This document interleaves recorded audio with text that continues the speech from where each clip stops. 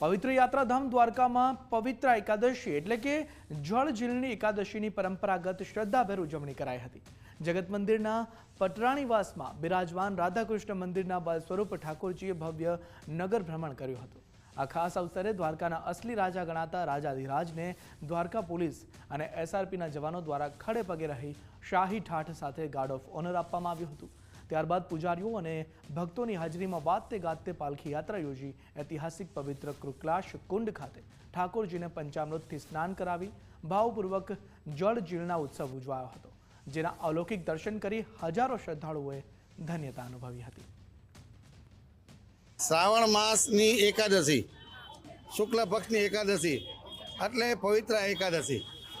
આજના દિવસે પ્રભુ દ્વારકાધીશનું બાલ સ્વરૂપ જે શારદાપીઠ સંચાલિત લક્ષ્મીજી મંદિરમાં પધારે છે, એવું સ્વરૂપ જેને ઉત્સવ સ્વરૂપ કહેવામાં આવે છે, એ ઉત્સવ સ્વરૂપ હરેક વર્ષની મુતાબિક આ વર્ષે પણ ભગવાન દ્વારકાધીશનું બાળ સ્વરૂપ અહીંયા કકલાશ કુંડમાં સ્નાન કરવા આવે છે।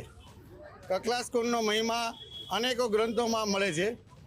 ગર્ગ સંહિતામાં, ભાગવતજીમાં અનેક ગ્રંથોમાં કકલાશ કુંડનો મહિમા સાંભળવામાં આવે છે। કકલાશ કુંડની કથા એવી રીતના છે કે રાજા નિરૂપને શ્રાપ થઈ ગયો હતો, એમને ચર્મરોગ થઈ ગયો હતો।